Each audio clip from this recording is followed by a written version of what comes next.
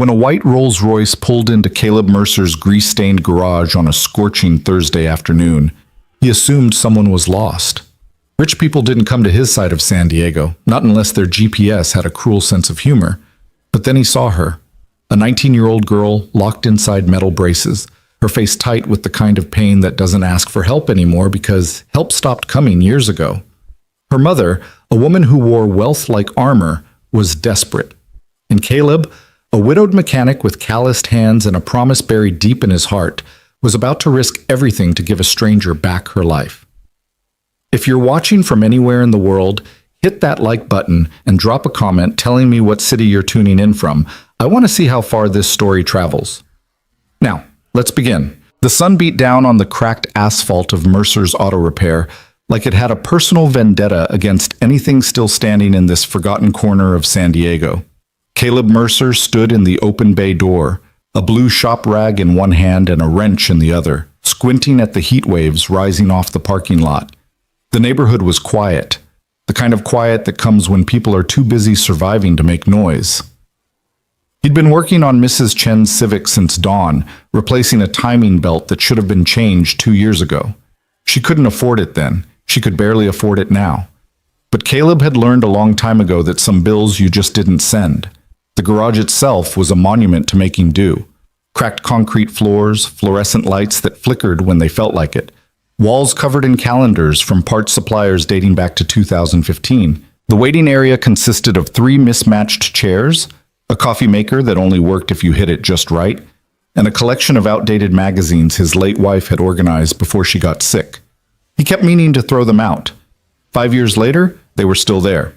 Caleb was 38, though some days he felt 60. Tall and lean, with dark hair that was starting to show gray at the temples, and hands that bore the permanent stains of a man who'd spent his whole life fixing things. His daughter, Emma, told him he needed to smile more. Easy for a 14-year-old to say. She hadn't watched someone die slowly, hadn't made promises to people who couldn't hear them anymore. He was about to head back inside when he heard it, the low, powerful purr of an engine that didn't belong anywhere near this zip code. Caleb straightened, watching as a white Rolls-Royce Phantom glided down the street like a swan that had wandered into a junkyard. "You've got to be kidding me," he muttered. The car turned into his lot, moving with the kind of cautious precision that suggested the driver was terrified of scratching it. It came to a stop near the garage entrance, and for a moment nobody got out. Caleb could see 2 figures inside, silhouettes behind tinted windows. Then the back door opened. The woman who emerged was probably in her mid-40s, though she'd clearly spent a fortune making sure nobody could tell for certain. She wore a cream-colored pantsuit that probably cost more than Caleb's truck, her dark hair pulled back in a style that was somehow both severe and elegant. Everything about her, from her posture to the way she glanced around the garage with barely concealed distaste, screamed money and power. But it was the second person who made Caleb forget about the heat, the grease on his hands, and the half-finished Civic behind him. The girl who stepped out, young woman really, maybe 19, moved like every inch of motion cost her something. Her legs were enclosed in elaborate braces, metal and composite materials running from her hips to her ankles, with joints at the knees that locked and released with small mechanical sounds. She gripped a cane in her right hand, her knuckles white with the effort. But it was her face that hit Caleb like a punch to the chest. She was trying so hard not to show the pain, lips pressed tight, eyes focused on the ground, breathing carefully controlled. He'd seen that expression before. His brother David had worn it every day for the last 3 years of his life. "Excuse me." The older woman's voice was crisp, professional, the kind of tone that was used to being obeyed. "Is there someone here who can help us? Our car has overheated." Caleb pulled himself back to the present. "That'd be me, Caleb Mercer." He walked toward them, noticing how the woman positioned herself slightly in front of the girl, protective. "Let me take a look." He popped the hood and steam hissed out. The smell of hot coolant filled the air. A hose had burst, probably stressed by the heat. A simple fix, 15 minutes tops.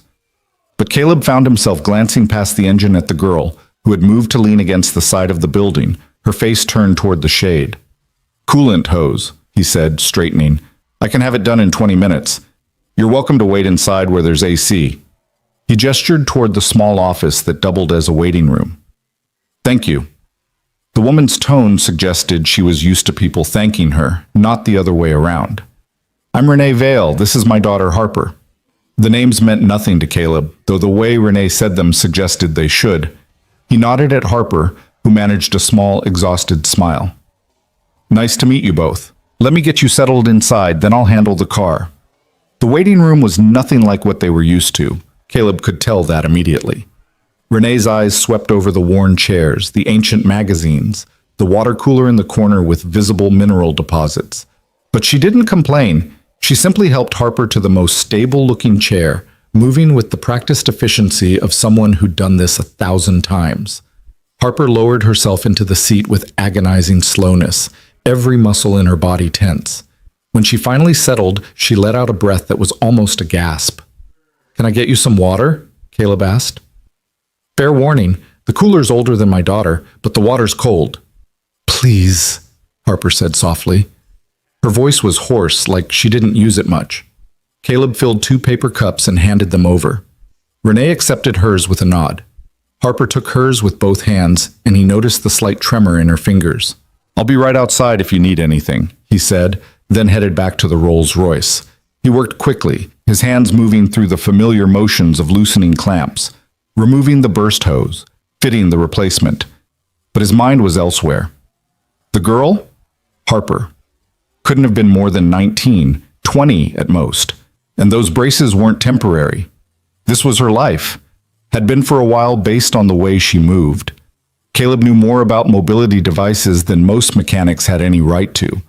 His brother David had been paralyzed from the waist down after a motorcycle accident when Caleb was 22. For 8 years, Caleb had watched David struggle with wheelchairs, braces, experimental treatments that promised everything and delivered nothing. He'd learned to spot the signs of chronic pain, the way people compensated, the toll it took. Harper had all those signs and more. He was tightening the final clamp when he heard it, a sharp intake of breath, almost a whimper, quickly stifled. Caleb looked up. Through the office window, he could see Harper shifting in her chair, her face contorted. Renee was beside her immediately, one hand on her daughter's shoulder. Caleb set down his wrench and walked inside. Everything all right? Renee looked up, and for just a second her professional mask slipped. He saw exhaustion there, and fear, and something that might have been hope dying slowly. She's fine, just needs a moment. Mom, I'm okay, Harper whispered, but her voice was strained. Caleb knew he should mind his own business. These were customers, strangers, people from a world so far removed from his that they might as well be from another planet. But he'd made a promise once, standing in a hospital room that smelled like antiseptic and defeat. He'd promised David that if he ever saw someone suffering the way David had suffered, he wouldn't look away. Mind if I ask what kind of braces those are? He kept his tone casual, the same voice he used when talking to customers about their cars. Renee's eyes narrowed slightly. They're custom orthotic devices, made by one of the best medical equipment manufacturers in the country. I'm sure they are, Caleb said, but they're hurting her. She has a spinal condition, Renee said, her voice taking on an edge. The braces are necessary for support. Her doctors— I'm not questioning her doctors, Caleb interrupted gently, but I spent 8 years watching my brother deal with braces, wheelchairs, every kind of mobility aid you can imagine, and I learned to tell the difference between necessary pain and pain that's being caused by the equipment itself. Harper looked up at him, and he saw something shift in her eyes. Interest, maybe even hope. What do you mean? Caleb pulled up one of the other chairs and sat down, leaning forward with his elbows on his knees. When you're standing or walking, where does it hurt the most? My hips, Harper said immediately, and my lower back. But that's normal, the doctor said. It's compensation, Caleb said. Your body's trying to work around the braces instead of with them. May I? He gestured toward her legs. Renee started to object, but Harper nodded. Caleb moved closer, examining the braces without touching. They were impressive pieces of engineering, carbon fiber frames, titanium joints, precision manufacturing. Someone had spent a fortune on these. But the angles were wrong. The knee joints, he said, pointing. They're locked at slightly different angles. See how your left leg sits maybe 2 degrees more extended than your right. That means when you stand, your hips aren't level. Your left hip sits higher, so your spine has to curve to compensate. Every step you take, your lower back is twisting to keep you upright. Harper stared at him. I've seen 17 different specialists. Physical therapists, orthopedic surgeons, neurologists. Nobody ever... Her voice cracked. They all said the pain was part of my condition, that I just needed to manage it. How long have you been wearing these specific braces? Caleb asked. 3 years, Renee said quietly. They cost $800,000. Caleb let out a low whistle.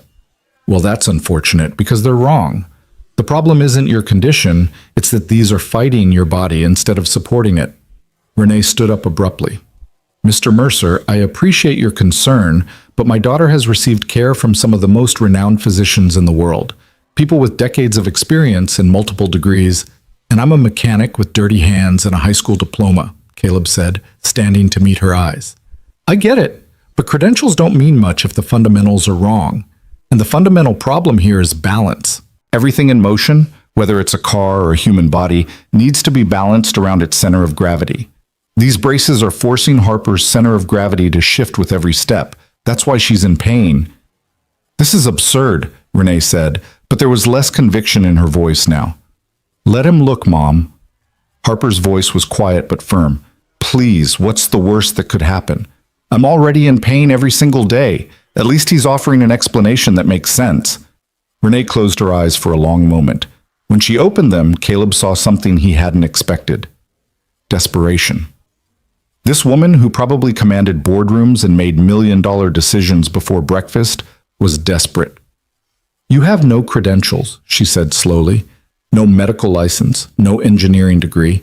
If you're wrong, if you hurt her, then you'll sue me for everything I own, which wouldn't take long, Caleb said. I understand the risk you're taking, but I've got to ask, what risk is Harper taking if nothing changes? Harper let out a sound that might have been a laugh or a sob. I'll be exactly where I am now, stuck, hurting, watching my life happen through a window. Renee's hand tightened on her daughter's shoulder. Harper, I want him to try, Harper said. I know you've spent millions. I know you've flown me all over the world to see specialists. I know you've done everything a mother could possibly do. But Mom, I'm 19 years old, and I can't remember what it feels like to stand without pain. If there's even a chance... Her voice broke, and Renee pulled her daughter close, both of them crying now. Caleb looked away, giving them privacy, feeling like an intruder on a moment too raw for strangers to witness. After a long moment, Renee straightened, wiping her eyes with the kind of precise movements that suggested she rarely allowed herself to cry. What would you need to do? First, just examine the braces more carefully, Caleb said. Take some measurements, see exactly what's going on. Then, if I'm right about the problem, I'd need to adjust the joint angles. It's delicate work, but it's not complicated. Not really. When? Harper asked. Caleb checked his watch.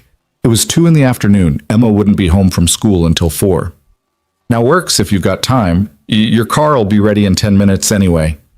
Renee looked around the garage, the cracked floor, the ancient equipment, the general air of barely controlled chaos.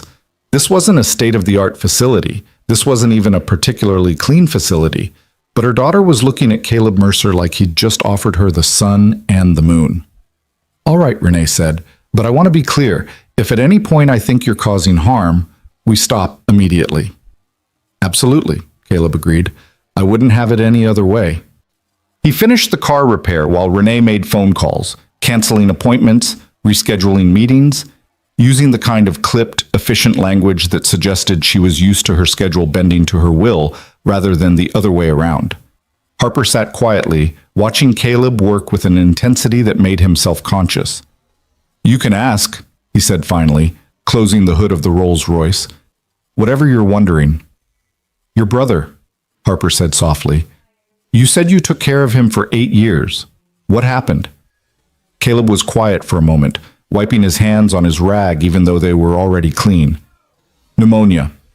His immune system was compromised from all the medications. He fought it for 2 weeks, but he shrugged, trying to make it look casual. That was 5 years ago. I'm sorry, Harper said, and she meant it. He could hear it in her voice. Yeah, me too. Caleb cleared his throat. But David made me promise something before he died. He said if I ever met someone who was dealing with what he dealt with, I shouldn't just walk by. That's the thing about suffering. Once you've seen it up close, you can't unsee it. You can't pretend it's not happening. Harper nodded slowly. Most people pretend pretty well. Most people haven't watched someone they love struggle every day just to exist, Caleb said. Changes your perspective. He set up a work area in the garage bay, clearing off a large table and positioning it near his best light. Renee helped Harper over, the two of them moving in the synchronized way of people who'd been dealing with this for years. Harper sat on the table's edge while Caleb pulled up a stool and a notebook. All right, he said. First things first. I need to understand the mechanics of what we're working with.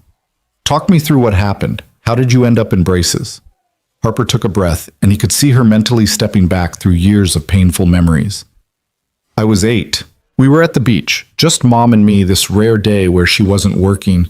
There was a sandbar and I swam out to it, but I didn't see the riptide. She paused. I went under. Mom dove in after me, but by the time she got me back to shore, I'd been without oxygen for almost 4 minutes. Brain damage. It affected my motor control, specifically my legs. The doctor said I'd never walk again.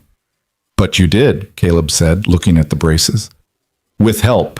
Intensive therapy, experimental treatments, these braces. I can walk technically, but it's... She closed her eyes. It's like my body is fighting itself every single second. And it hurts. It always hurts.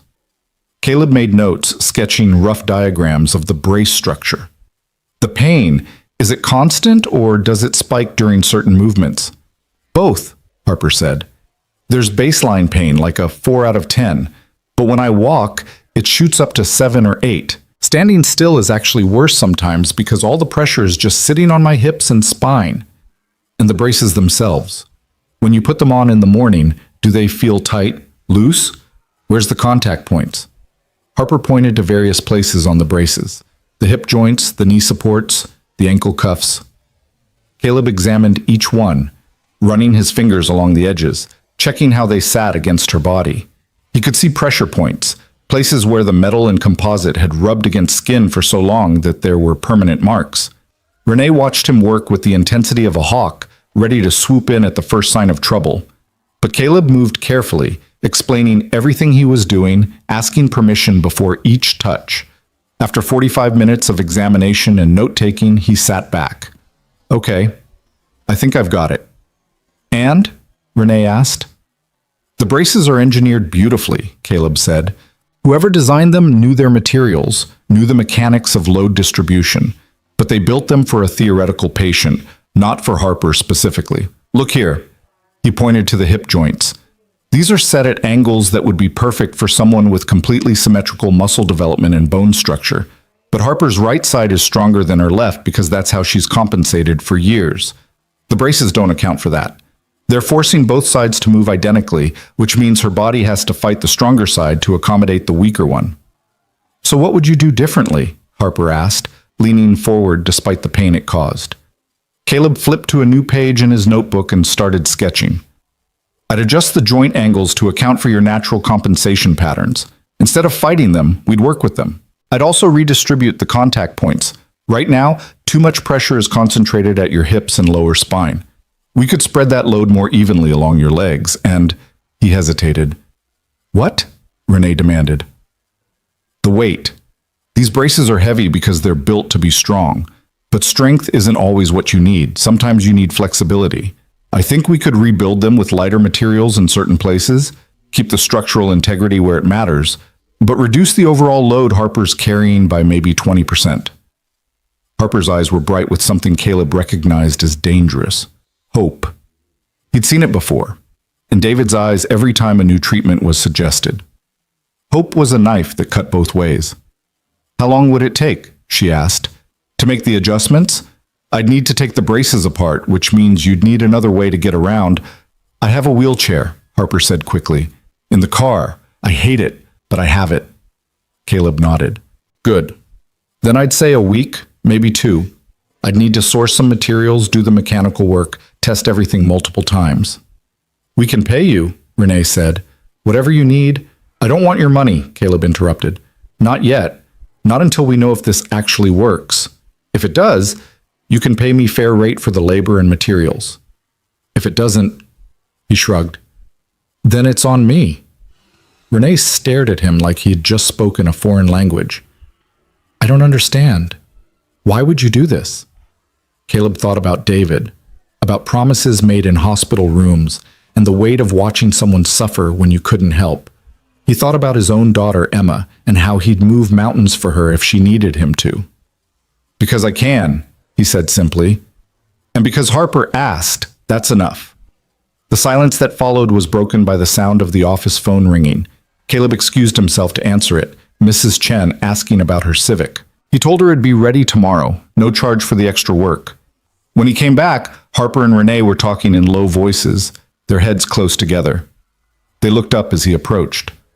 We'd like to proceed, Renee said formally, like they were signing a business contract. But I need to know, what if this makes things worse? What if you adjust something and Harper ends up in more pain? It was a fair question, the kind that required an honest answer. That's possible, Caleb admitted. Working with the human body is different from working with cars. There are more variables, more things that can go wrong. I can't guarantee this will work. All I can tell you is that I'll be careful. I'll test everything thoroughly, and if something doesn't feel right, we'll stop and reassess. Harper reached for her mother's hand. It's worth the risk. You don't know that, Renee said, but there was no heat in it, just fear. Yes, I do. Because right now, this is my life. Harper gestured at the braces, at her own body. Pain and limitation and watching everyone else move through the world while I'm stuck. If there's a chance, even a small one, that things could be different, I have to take it. Renee closed her eyes again, and Caleb saw her gathering herself, pulling on that armor of control and certainty. When she opened her eyes, she was all business. What do you need from us? They spent the next hour working out logistics. Harper would need to be without the braces for at least a week, probably 2. Renee would clear her schedule to stay with her daughter in San Diego. They'd get a hotel nearby. Caleb would need detailed specifications from the brace manufacturer, which Renee promised to obtain regardless of what confidentiality agreements she had to breach. By the time they left, the sun was starting to dip toward the horizon, painting the garage in amber light. Caleb helped Harper to the car. She'd switched to her wheelchair, which she maneuvered with practiced efficiency despite obvious distaste.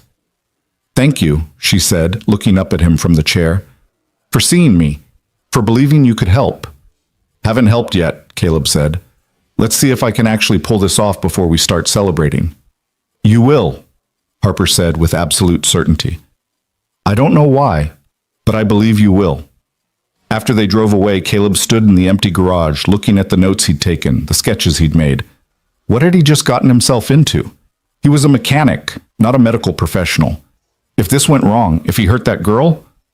But then he thought about the look in Harper's eyes, that desperate, dying hope. He thought about David, about all the times he'd wish someone would just try something different instead of sticking to protocols and procedures that clearly weren't working. He thought about promises made and kept. All right, David, he said to the empty air. I'm going to need your help on this one.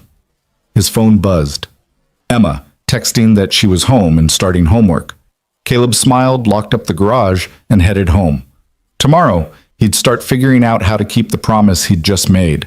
Tonight, he'd have dinner with his daughter and try not to think about all the ways this could go catastrophically wrong. Emma was waiting at the kitchen table when Caleb got home, her algebra textbook open, but clearly forgotten. At 14, she had her mother's eyes and her father's stubborn chin, and right now both were pointed directly at him with an expression he knew all too well. You're late, she said, not looking up from her phone. And you've got that look. What look? Caleb dropped his keys on the counter and headed for the fridge. The one you get when you're about to do something that's either really smart or really stupid, and you haven't figured out which yet. She finally glanced up. So what is it this time? Another project car you're going to restore and never finish? Caleb pulled out leftovers from last night's dinner and stuck them in the microwave. Not a car. A person. That got her attention. Emma set down her phone. What person? He told her about Harper and Renee, about the braces and the pain and the promise he'd made. Emma listened with the kind of intense focus she usually reserved for her favorite shows, occasionally asking questions that were sharper than most adults would think to ask. "So let me get this straight," she said when he finished. "You're going to take apart some super expensive medical equipment that was made by actual professionals, redesign it based on what you learned from Uncle David, and hope you don't accidentally make things worse for this girl." "That about sums it up, yeah." Emma was quiet for a moment. Uncle David would have liked that. He always said the worst part wasn't the chair or the pain. It was everyone treating him like he was made of glass, like he couldn't handle the truth. "I remember." Caleb pulled his dinner from the microwave and sat across from her. "He made me promise, before he died, that if I ever saw someone suffering the way he did, I wouldn't just walk away." "I know, Dad. You've told me." Emma's voice was gentle.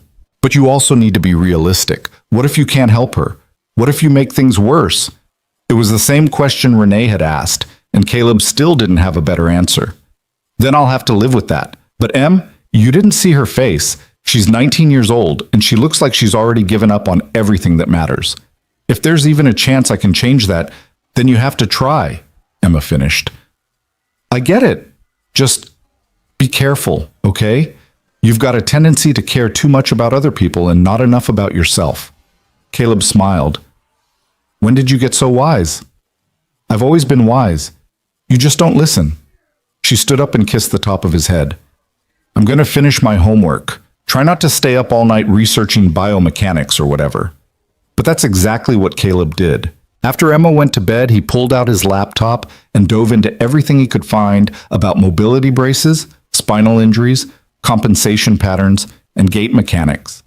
He read medical journals he barely understood, watched videos of physical therapy sessions, and sketched design after design in his notebook. By 2 a.m, his eyes were burning and his brain felt like mush, but he had the beginnings of a plan.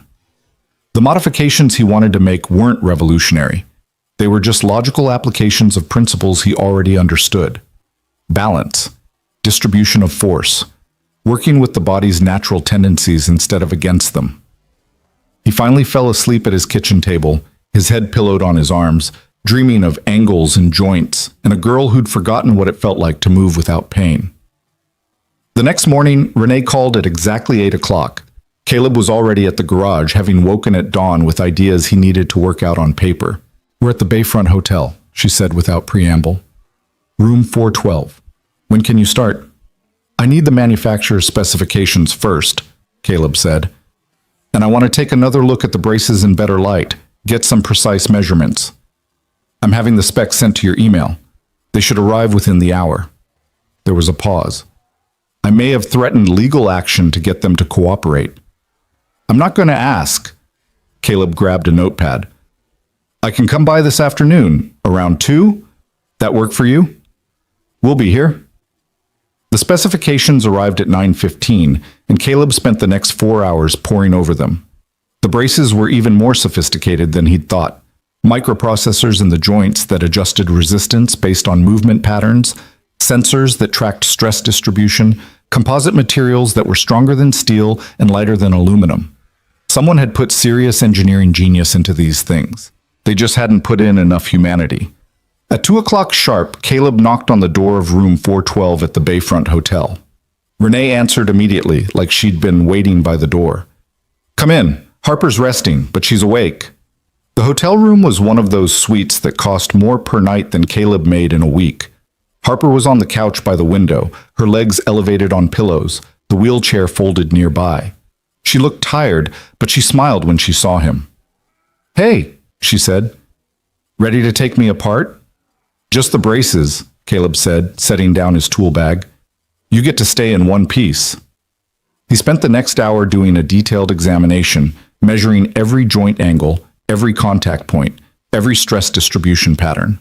He had Harper move through different positions, sitting, standing with support, taking a few careful steps, while he observed how the braces interacted with her body. Renee watched it all with hawk eyes, occasionally asking questions that revealed she'd spent the night doing her own research. She might not understand the mechanics the way Caleb did, but she was smart enough to know when something didn't make sense. "The left hip joint," she said at one point. Why is it set 2 degrees higher than the right? Because whoever designed these assumed Harper's hips were level, Caleb explained. But they're not. Her right hip sits slightly higher because of how her spine compensates for the muscle weakness on her left side. The braces are trying to force her into a position her body physically can't maintain. Harper winced as she shifted position. Is that why it always feels like I'm fighting myself when I walk? Exactly. Your body knows what it needs to do to stay balanced. The braces are telling it to do something different. That conflict is causing the pain. After the examination, Caleb laid out his plan. He'd need to disassemble the braces completely, which would take a full day. Then he'd adjust the joint angles, redistribute the contact points, and replace some of the heavier structural elements with lighter alternatives that would maintain strength while reducing weight. How long? Harper asked. 2 weeks if everything goes right.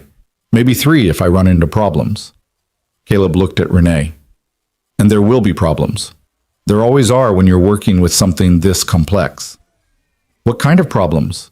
Renee's voice had that sharp edge again. Material issues, mostly.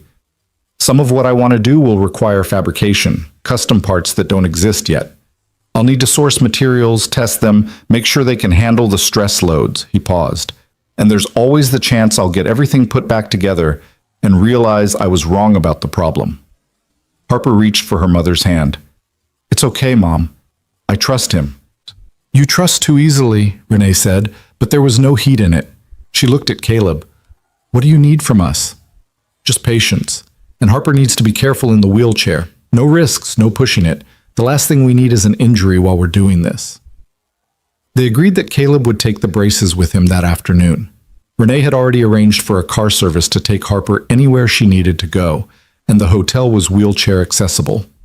Harper removed the braces with Caleb's help, a process that took 20 minutes and left her pale and shaking. God, I hate this part, she whispered as the last piece came off. Hate what? Caleb asked, carefully setting the brace components in the protective case he'd brought. Being helpless, being the girl in the chair who needs help with everything. Harper blinked hard against tears. I know I should be grateful I can walk at all.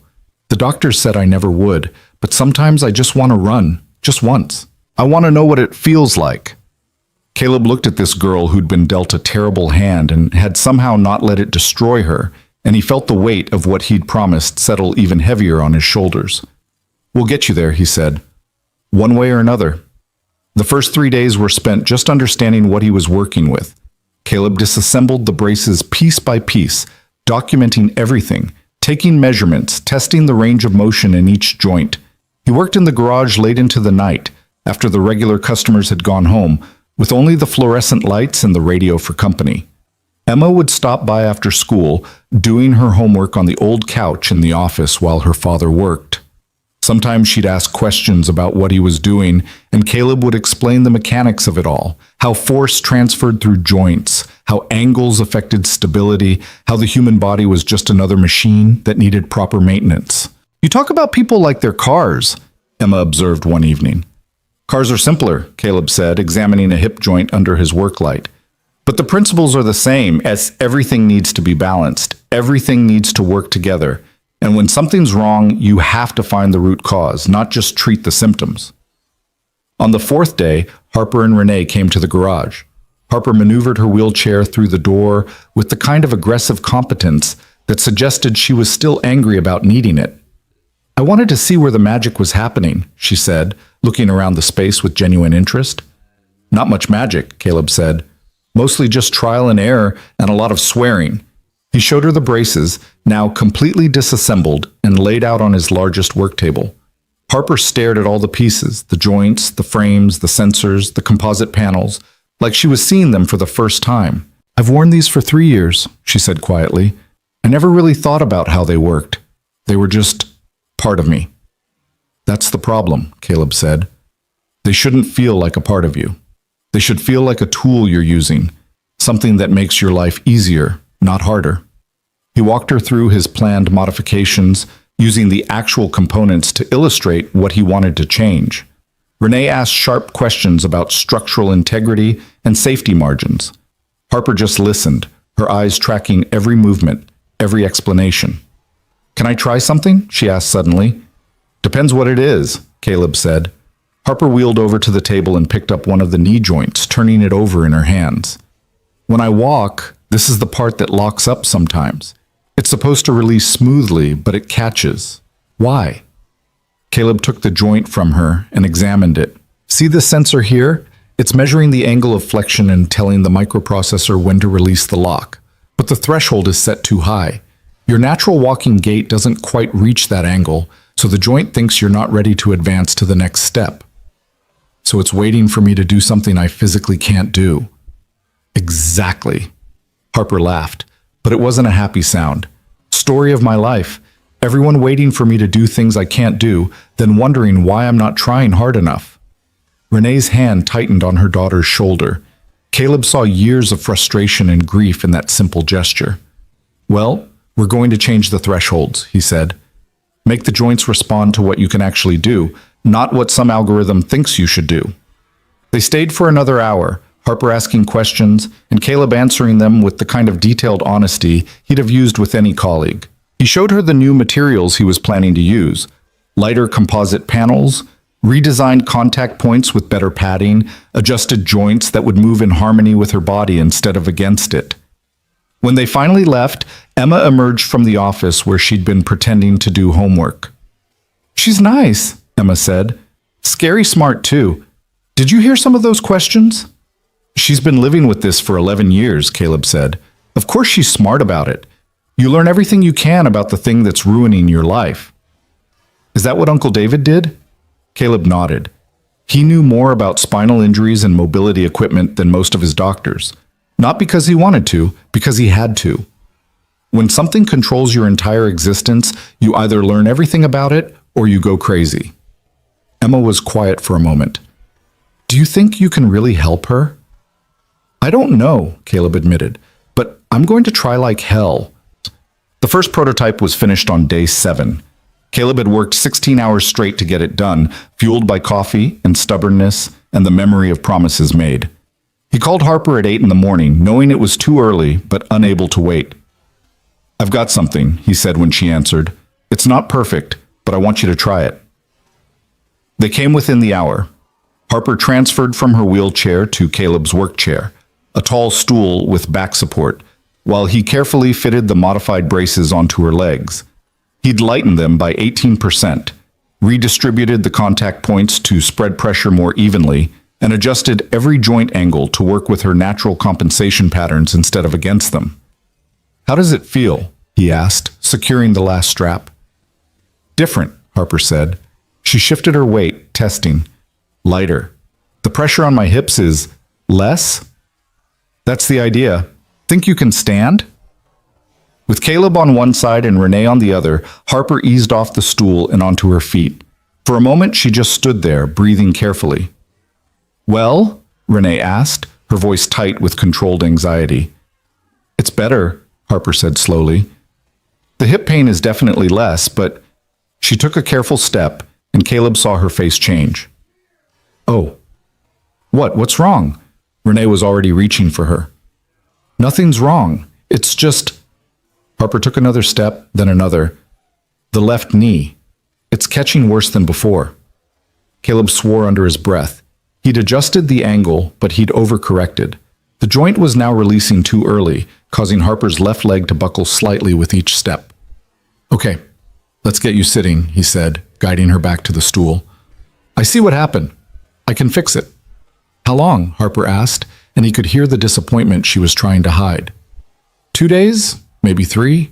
I need to recalibrate the sensor thresholds and adjust the joint resistance. He was already making notes, his mind racing through solutions. The good news is the hip relief is working exactly like I hoped, so we're on the right track. On the right track isn't walking, Harper said quietly. Caleb knelt down so he was at eye level with her. No, it's not.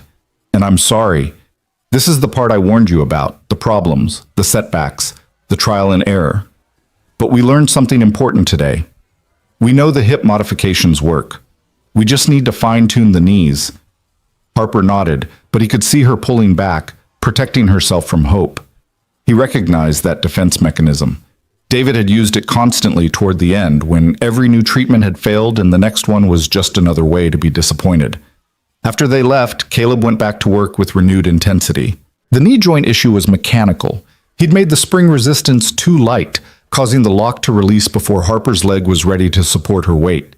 He needed something stronger, but still responsive enough to match her gait. He spent 2 days fabricating a new joint mechanism, testing it on a rig he built specifically for the purpose. Emma came home from school to find the garage transformed into something resembling a mad scientist's laboratory, with springs and sensors and calibration equipment scattered across every surface. "Dad, you need to sleep," she said, noting the coffee cups and the shadows under his eyes. "I will, soon. I'm close to something." "That's what you said yesterday, and the day before." She grabbed his shoulders and turned him to face her. "Harper needs you to succeed, which means she needs you to not collapse from exhaustion. Take a break, eat something, sleep for like 6 hours. The braces will still be here tomorrow." She was right, of course.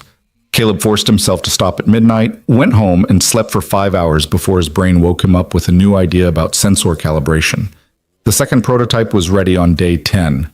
This time, when Harper stood up, both knees locked and released smoothly.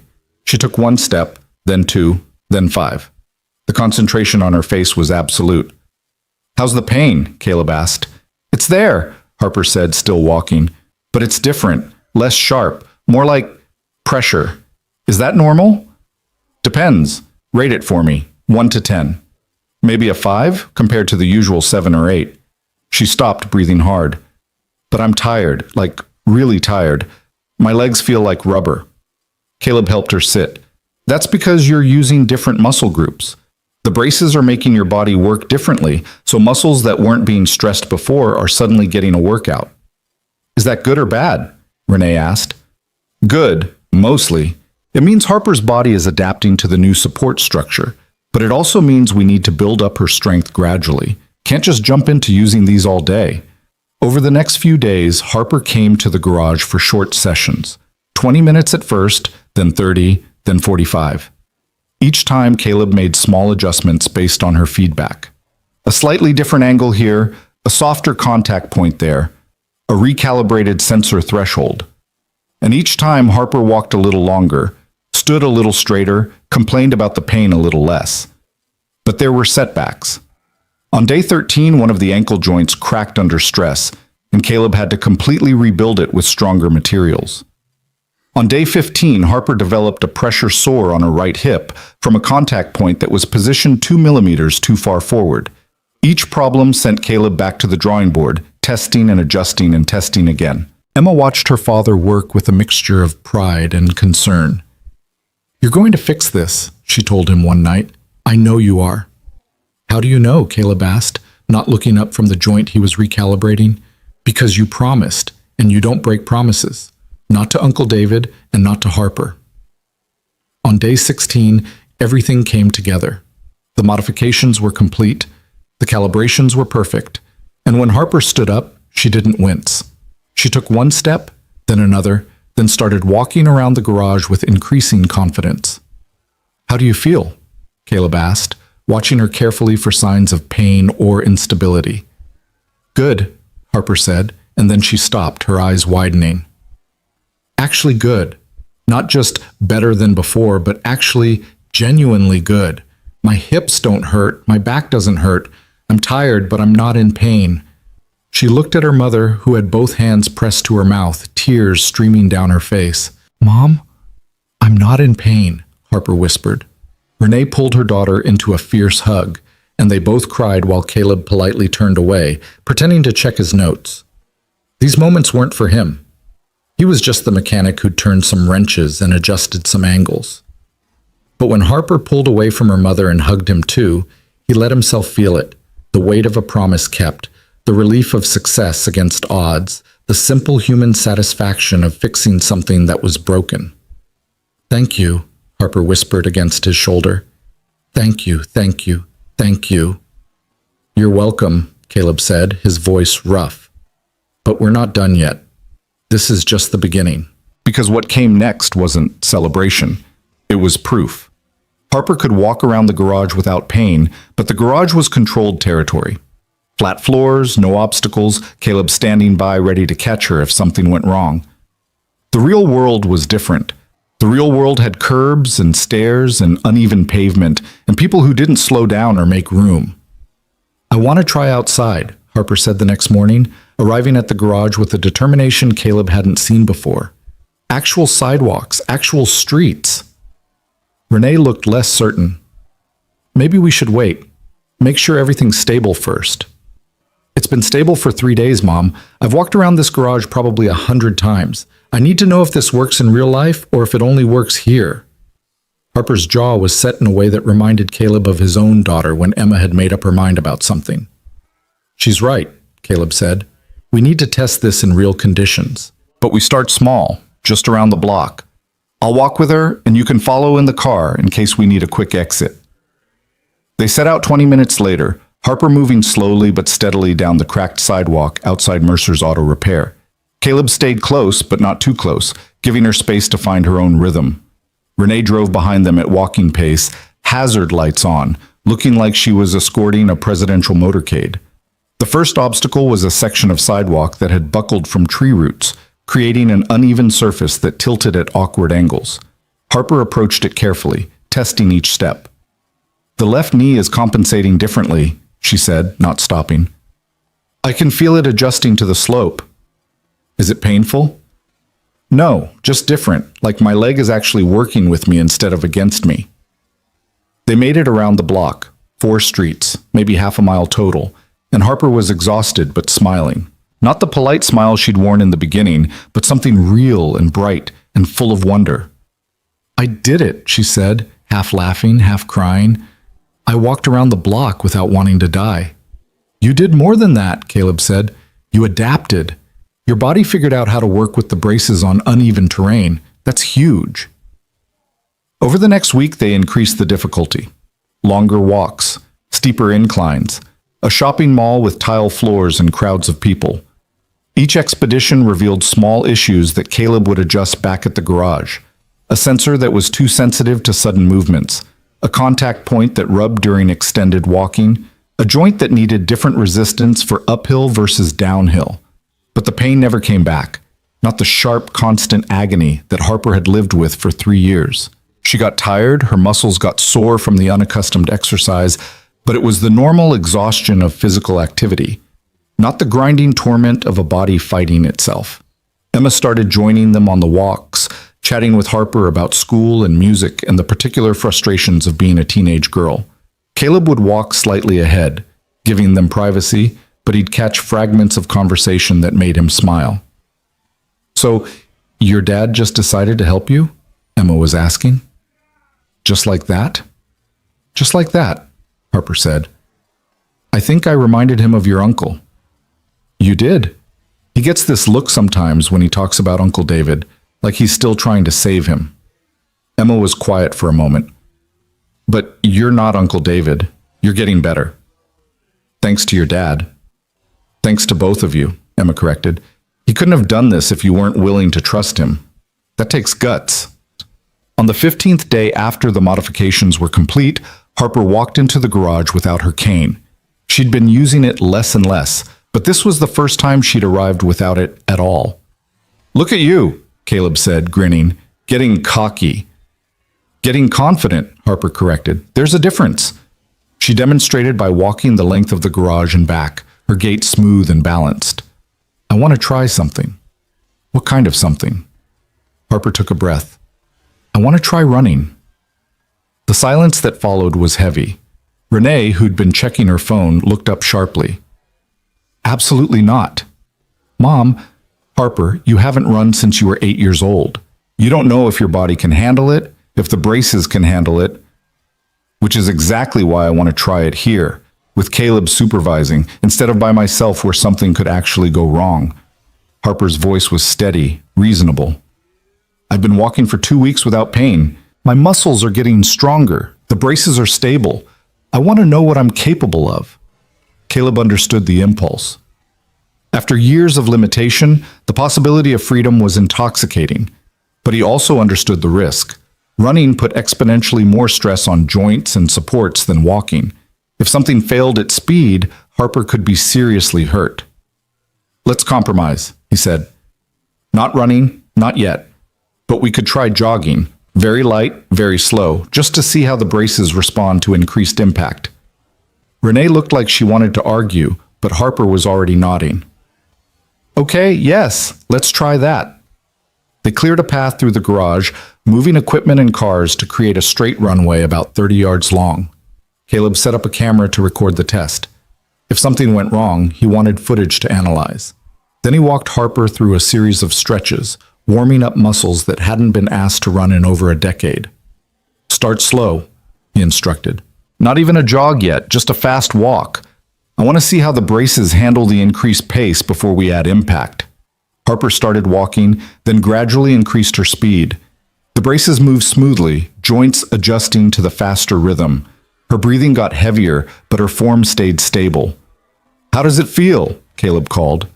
"Good. Really good." Harper's face was flushed with exertion and excitement. "Can I go faster?" "Little bit. Don't push it." Harper increased her pace to something between a walk and a jog, her feet barely leaving the ground. And then, whether by intention or instinct, she pushed off harder and her stride opened up, and for 3 steps, just 3, she was actually running. The 4th step, her left knee buckled slightly. Not enough to make her fall, but enough to scare everyone watching. Harper immediately slowed to a walk, breathing hard. "I'm okay," she said quickly, seeing the panic on her mother's face. "I'm okay. The knee just..." It felt like the lock released a fraction too early. Caleb was already reviewing the camera footage on his phone, watching the moment in slow motion. Harper was right. The sensor had released the lock about 50 milliseconds too soon, causing a momentary instability. At walking speed, it wouldn't have mattered. At running speed, it had nearly caused a fall. "No more running," Renee said flatly. "This was a mistake." "It wasn't a mistake," Caleb said, still studying the footage. "It was information. Now we know the sensors need recalibration for higher impact activities. I can fix this." "You can't fix everything!" Renee's voice cracked, years of fear and frustration breaking through her controlled exterior. "You're a mechanic, not a miracle worker.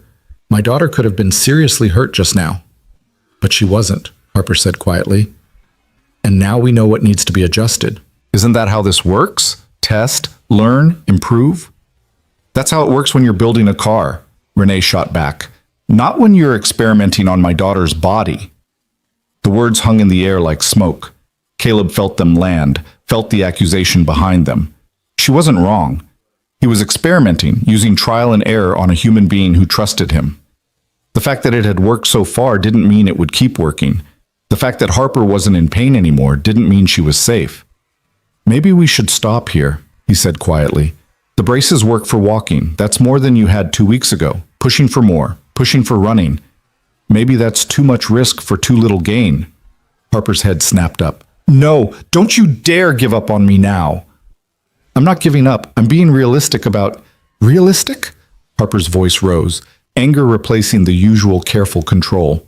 "You want to talk about realistic? Realistically, I should be in a wheelchair for the rest of my life. Realistically, I should never have walked again after what happened to me. Realistically, every doctor my mother's millions could buy told me to accept my limitations and be grateful for what I had." She was crying now, furious tears that she didn't bother to wipe away. "You're the first person who looked at me and saw possibility instead of limitation. You're the first person who thought maybe, just maybe, I deserved more than just good enough. And now you want to stop because one sensor needs recalibration?" "Harper," Renee started, but her daughter wasn't finished. "I've spent 11 years being careful, being realistic, being grateful for scraps. And I'm done. I'm so completely done with settling for less than what I'm capable of." Harper turned to Caleb. "You told me the braces should be a tool, not a prison. Well, right now they're a tool that lets me walk. I want them to be a tool that lets me run. I want them to be a tool that lets me live without constantly wondering what I'm missing." The garage was silent except for the hum of the fluorescent lights and Harper's ragged breathing. Caleb looked at this girl who'd been through more in her 19 years than most people experienced in a lifetime, who'd been knocked down by fate and expensive medical equipment and her own body, and who was still fighting for more. He thought about David, who'd fought until the very end, not for a cure, but simply for dignity, for the chance to live on his own terms instead of the terms his injury dictated. He thought about Emma, who'd learned from watching her uncle die that sometimes the bravest thing you could do was refuse to accept the limits other people set for you. All right, Caleb said, we keep going, but we're smart about it. I recalibrate the sensors, we test everything thoroughly, and we don't try running again until I'm absolutely certain the braces can handle it.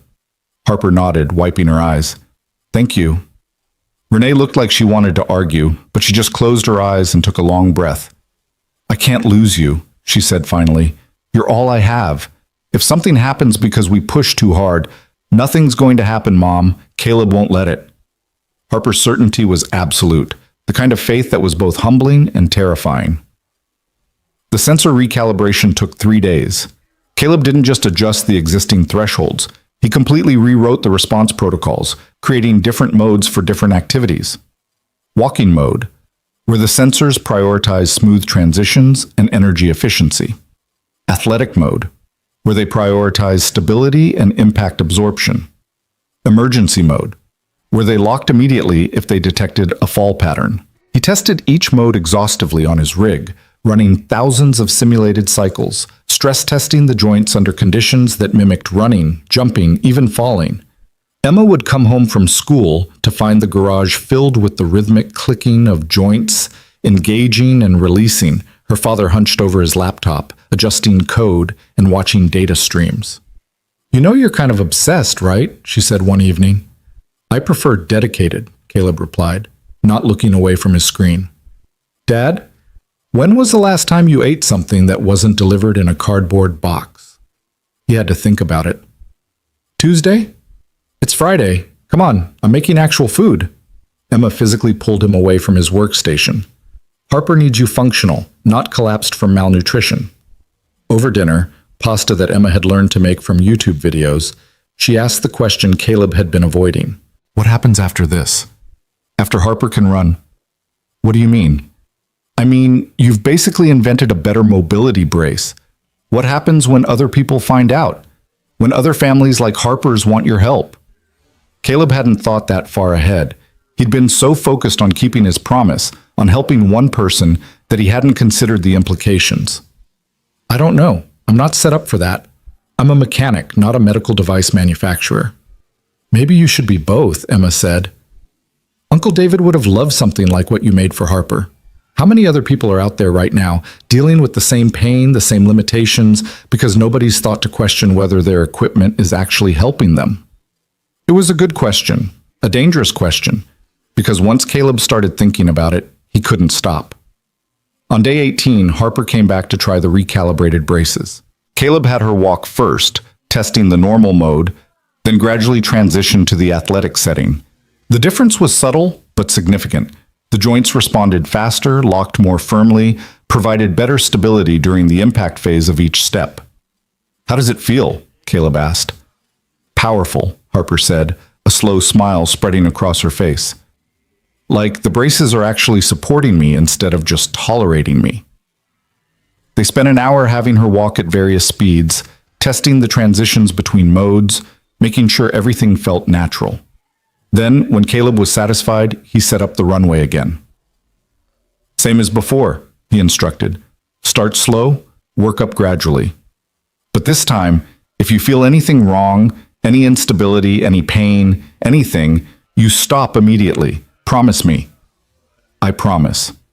Harper started walking, then transitioned to a fast walk, then a gentle jog.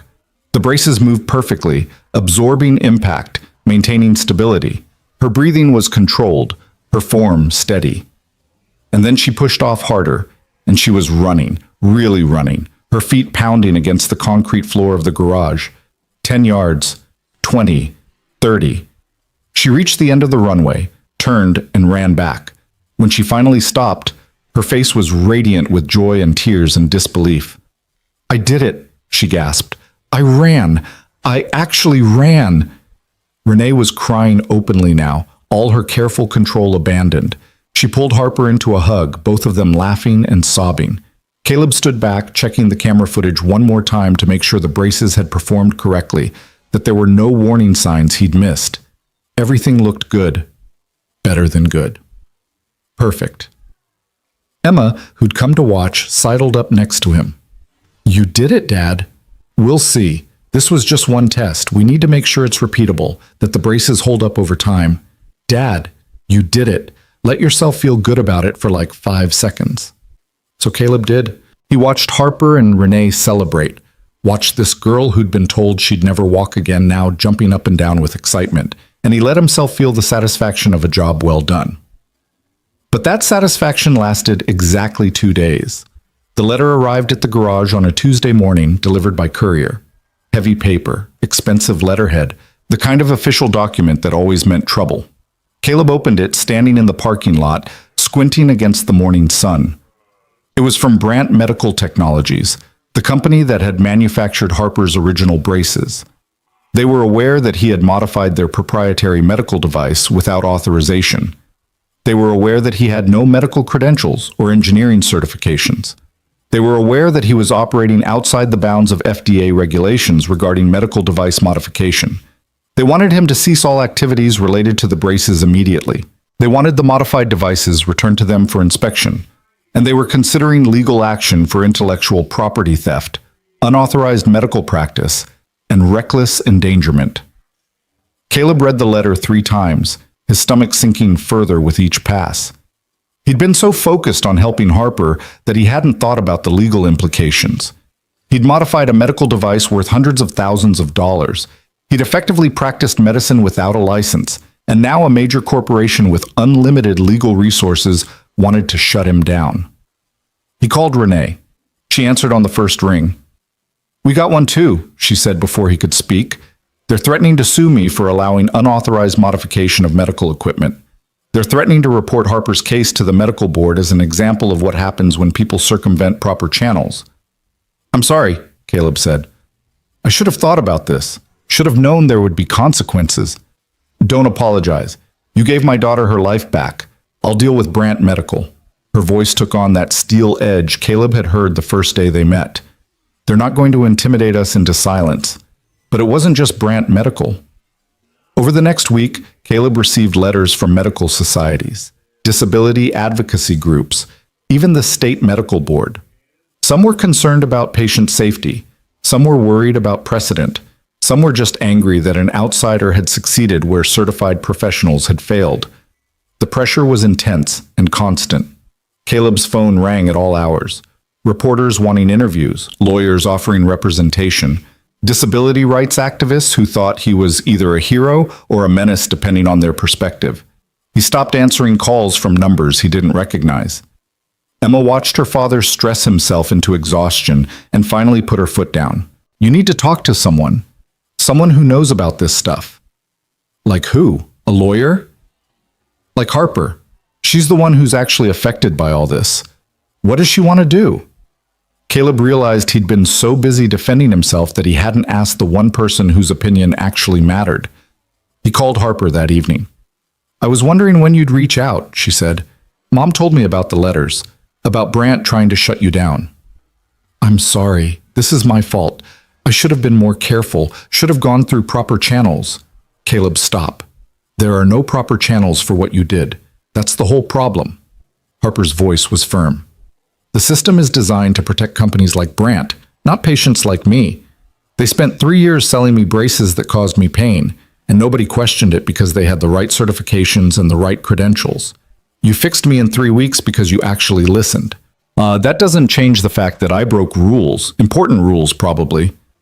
"Rules that needed breaking," Harper said. "Look, I've been thinking about this, about what happens next, and I want to fight." "Fight how?" "Go public, tell my story, show the world what you did and why it mattered. Brandt wants to shut us down quietly. Make this go away before anyone asks uncomfortable questions about why their expensive equipment was causing harm. I say we make it loud. We make it so loud they can't ignore it." Caleb's first instinct was to refuse. He didn't want attention. He didn't want to be a crusader or a symbol. He just wanted to help one person keep a promise to his dead brother. But then he thought about Emma's question. How many other people were out there, suffering because nobody questioned the system? If we do this, he said slowly, there's no going back. Brant will come at us with everything they have. Other companies will too. We could lose badly. I've already lost, Harper said. I lost 11 years of my life to pain and limitation. The worst thing they can do to me now is try to take away what you gave back, and I won't let that happen without a fight. The decision was made. They would go public, tell Harper's story, and let the world decide whether what Caleb had done was reckless endangerment or necessary innovation. But first, they needed proof. Real scientific proof that the modifications worked, and for that they needed someone with credentials that couldn't be dismissed. That's when Renee suggested Dr. Vanessa Hart. Dr. Vanessa Hart was the professor of biomedical engineering at Stanford, a woman whose research on adaptive prosthetics had earned her international recognition and a reputation for challenging conventional thinking. She was also, according to Renee's research, someone who'd been publicly critical of medical device manufacturers prioritizing profit over patient outcomes. She's our best shot, Renee said, showing Caleb articles Dr. Hart had written about innovation barriers in the medical device industry. If anyone will understand what you did and why it matters, it's her. And if she thinks I'm a reckless idiot who got lucky, Caleb asked, then we're no worse off than we are now. Renee's jaw was set. But I don't think she will. I think she'll see what I see. Someone who solved a problem everyone else ignored because they were too invested in the existing system. Renee made the call that afternoon. Caleb listened to one side of the conversation, trying to gauge Dr. Hart's reaction from Renee's carefully neutral responses. When Renee finally hung up, she was smiling. She'll see us. Tomorrow, at her lab. She wants to examine Harper and review your modifications. Renee paused. She also said she's been waiting for someone to challenge Brant for years. Apparently, they've been blocking innovation in mobility devices to protect their market share. The drive to Stanford the next morning felt surreal. Caleb followed Renee's car north on the 101, Emma riding shotgun because she'd refused to miss this. Harper sat in the back seat of her mother's Mercedes, nervous energy radiating off her in waves. Dr. Vanessa Hart met them in her lab, a sprawling space filled with equipment Caleb couldn't begin to identify. She was in her early 50s, black, with natural hair pulled back in a bun and sharp eyes that missed nothing. She shook Caleb's hand with a grip that suggested she didn't suffer fools. Mr. Mercer, I've read the documentation Ms. Vale sent over. Impressive work for someone without formal engineering training. Her tone was neutral, giving nothing away. Thank you, I think, Caleb said. It wasn't entirely a compliment. Your methods were unorthodox, your safety protocols were practically non-existent, and you took risks that could have resulted in serious injury. Dr. Hart turned to Harper. But you're walking without pain for the first time in years, so clearly something went very right. I want to understand what. She spent the next 3 hours putting Harper through a battery of tests. Gait analysis on a specialized treadmill equipped with sensors that measured everything from joint angles to pressure distribution. Range of motion assessments, strength evaluations. She examined the modified braces with the kind of meticulous attention Caleb recognized from his own work, taking measurements, testing joints, reviewing every modification he'd made. Emma and Caleb sat on stools near the back of the lab, watching in silence. At one point, Emma leaned over and whispered, "She's either going to call you a genius or report you to every regulatory agency in California." "Could be both," Caleb muttered. Finally, Dr. Hart had Harper rest while she reviewed the data on her computer. The silence stretched out, broken only by the hum of equipment and the clicking of keys. Renee stood behind Dr. Hart's shoulder, trying to read the screens, her anxiety barely controlled. "Well," Dr. Hart said finally, turning to face them, "this is extraordinary." The word hung in the air. Caleb wasn't sure if extraordinary was good or bad in this context. "The modifications you made," Dr. Hart continued, looking at Caleb, "demonstrate an intuitive understanding of biomechanics that most of my graduate students would struggle to achieve. You identified the core problem, that the original braces were designed for a theoretical patient rather than Harper specifically, and you solved it using first principles engineering. No unnecessary complexity, no overthinking, just elegant problem solving. So you're saying he was right? Renee asked. I'm saying he was brilliant. Dr. Hart pulled up a comparison on her screen, Harper's gait before and after the modifications. Look at this. The original braces forced Harper's body into an unnatural alignment, causing chronic stress on her hips and spine. Mr. Mercer's modifications work with her body's natural compensation patterns. The result is a 63% reduction in joint stress and a 47% improvement in energy efficiency. These aren't marginal gains, this is transformative.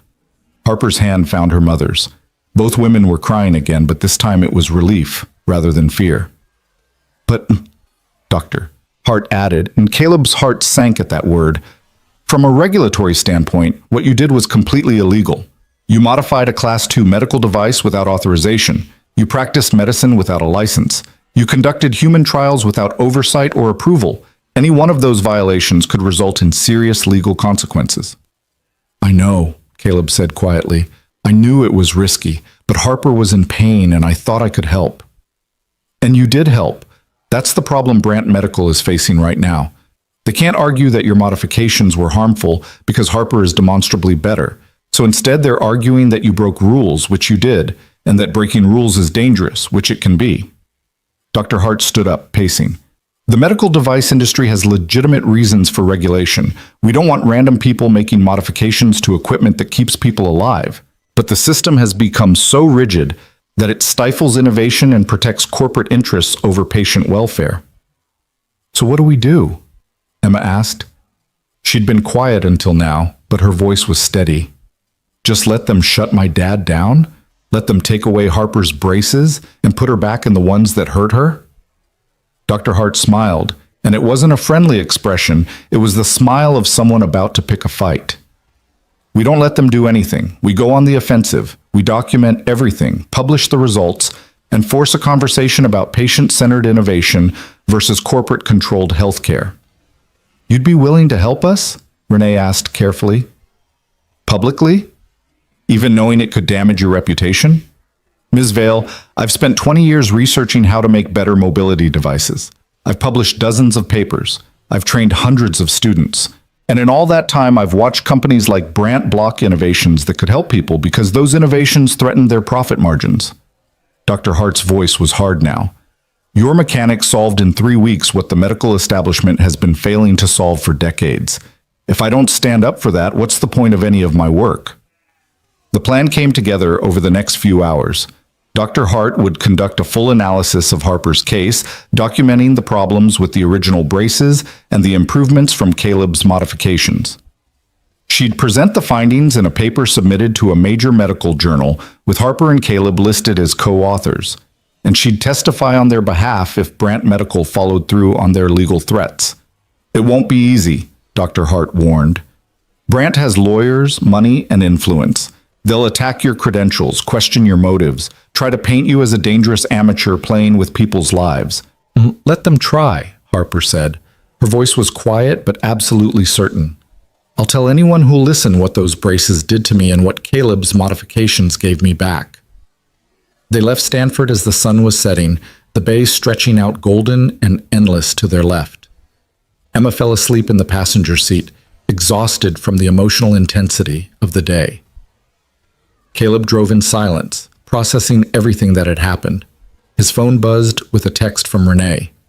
Thank you for everything, for not giving up. He didn't know how to respond to that, so he just sent back a thumbs-up emoji and focused on the road. The media attention started 3 days later when Dr. Hart released a preliminary statement to the press about her findings. The story was irresistible. Billionaire's daughter healed by humble mechanic, medical establishment threatened by outsider innovation, David versus Goliath with mobility braces instead of slingshots. Caleb's phone exploded with interview requests. Local news, national news, medical journals, disability advocacy groups, everyone wanted a piece of the story. He turned them all down at first, uncomfortable with the attention, but Renee convinced him that silence would let Brant control the narrative. We need to tell your side, she insisted. Show people who you are and why you did this. So Caleb agreed to one interview with a local San Diego station that had covered community stories in his neighborhood for years. The reporter, Maria Gonzalez, met him at the garage on a Wednesday afternoon, her cameraman setting up shots of the workspace where the miracle had happened. "Tell me why you did this," Maria said once they were rolling. "You're not a doctor. You're not an engineer. Why take the risk?"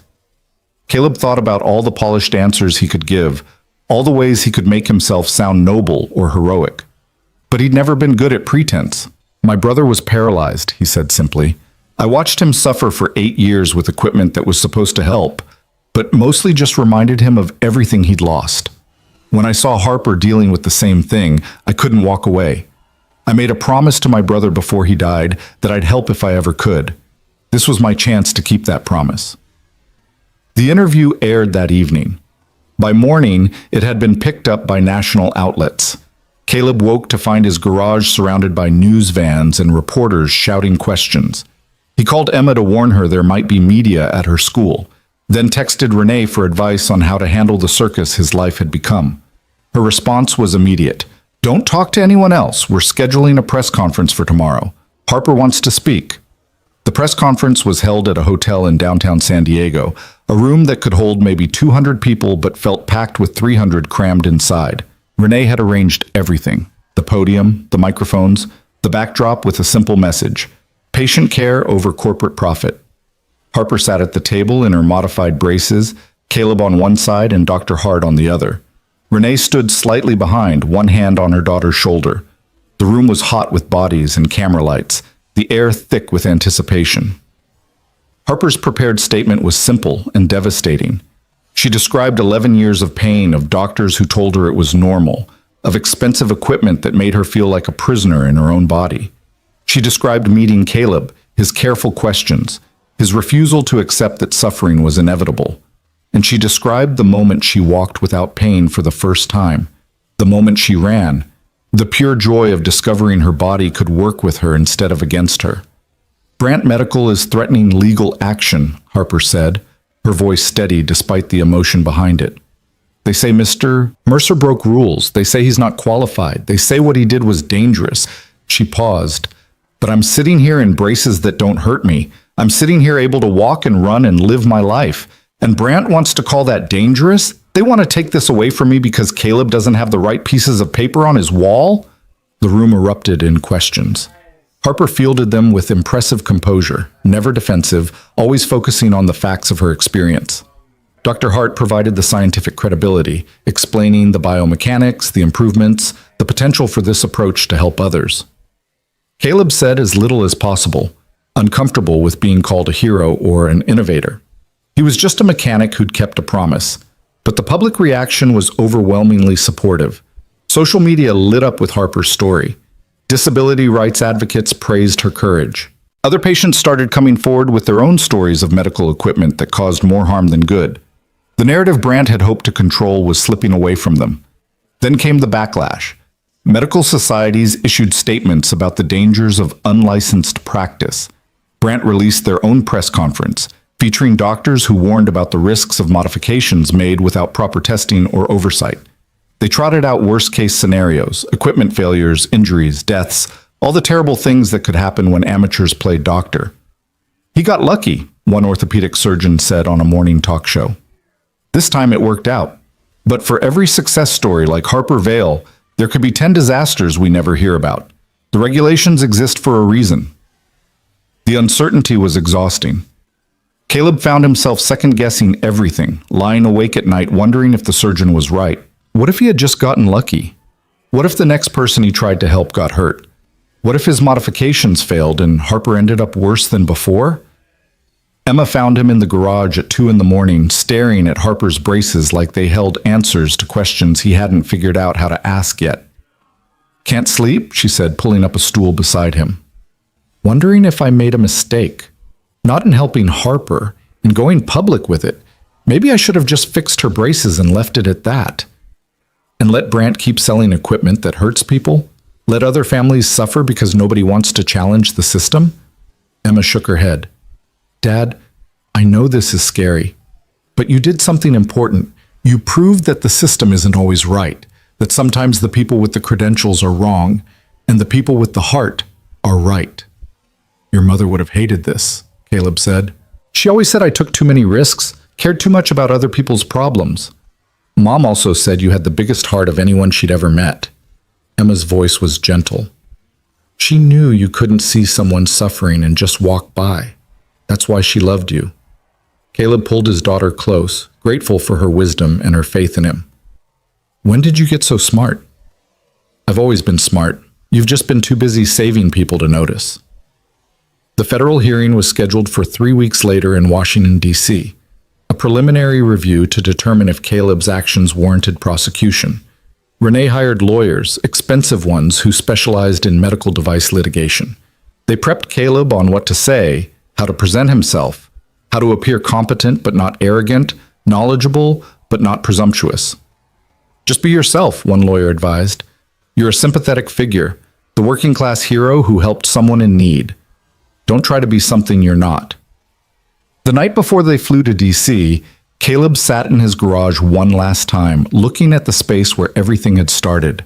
The old chairs, the coffee maker, the scattered tools and equipment. This was who he was, a mechanic in a rundown garage, trying to fix things that were broken. He thought about David, about the promise made in a hospital room 5 years ago. He thought about Harper, about the trust she'd placed in him when she had every reason to be skeptical. He thought about Emma, watching her father take a stand for what he believed in despite the risks. Whatever happened tomorrow, he'd kept his promises. That had to count for something. The hearing room was smaller than Caleb expected, formal and cold with wood paneling and the seal of some federal agency he didn't recognize on the wall. A panel of 5 people sat at a raised table. Doctors, lawyers, bureaucrats, all of them looking at Caleb like he was a particularly interesting specimen under a microscope. The Brandt medical lawyers went first, laying out their case with precision and barely concealed contempt. Caleb had violated federal regulations. He had no credentials. He had conducted medical procedures without oversight. He represented a dangerous precedent that could undermine public safety and trust in the medical device industry. If we allow mechanics to modify medical equipment based on intuition, the lead lawyer argued, we open the door to chaos. Today it's Mr. Mercer making braces. Tomorrow it's someone performing surgery in their garage. Where does it end? Then it was Dr. Hart's turn. She presented her analysis with the kind of clinical precision that came from decades of academic rigor. She showed the data, explained the improvements, demonstrated exactly why Caleb's modifications worked, and why the original braces had failed. The question before you, she said to the panel, is not whether Mr. Mercer broke rules. He did. The question is whether those rules are serving patients or protecting corporate interests. Because the evidence suggests that Brandt Medical knew their braces were causing problems and did nothing because fixing the problems would have cost them money and market share. That got a reaction. The Brandt lawyers objected, demanding proof. Dr. Hart calmly presented internal emails she'd obtained through her research connections, communications between Brandt engineers discussing the exact issues Caleb had identified and deciding that redesigning the braces wasn't cost-effective. The room went very quiet.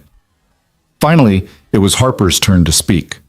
She wheeled to the microphone. She'd chosen to use her chair for the hearing, wanting the panel to see what her life had been like before, and told her story one more time. But this time, she added something new. I want to show you something, she said. And then, with Renee's help, she stood up, removed the wheelchair, and walked across the hearing room.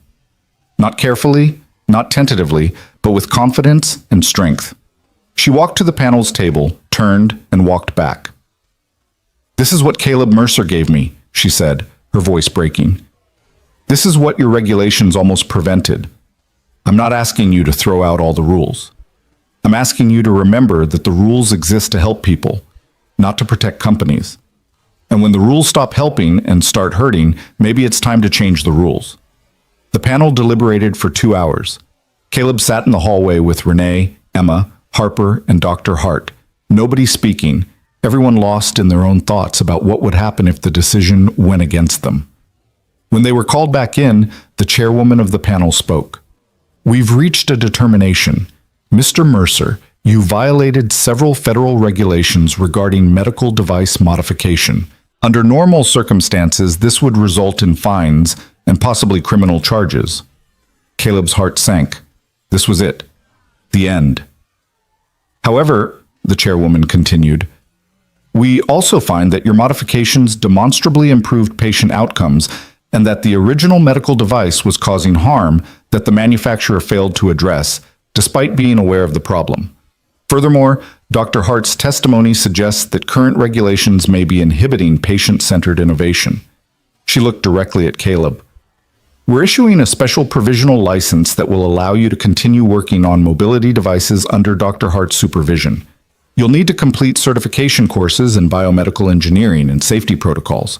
You'll be subject to regular inspections and audits, and any future modifications must be documented and reviewed by a qualified medical professional before implementation. But we're not going to punish you for helping someone when the system failed them. The room erupted. Renee grabbed Caleb's hand. Harper was crying. Emma was grinning like she'd just won the lottery. Even the lawyers looked surprised. It wasn't everything. It wasn't complete vindication. But it was enough. It was a door opening, a possibility, a chance to keep helping people without destroying his life in the process. Outside the hearing room, reporters swarmed them with questions. This time, Caleb didn't hide. He stood beside Harper and answered honestly, talking about his brother, about promises kept, about the importance of listening to patients instead of just following protocols. That night, back in their hotel, Renee ordered room service for everyone, a celebration that felt both earned and fragile.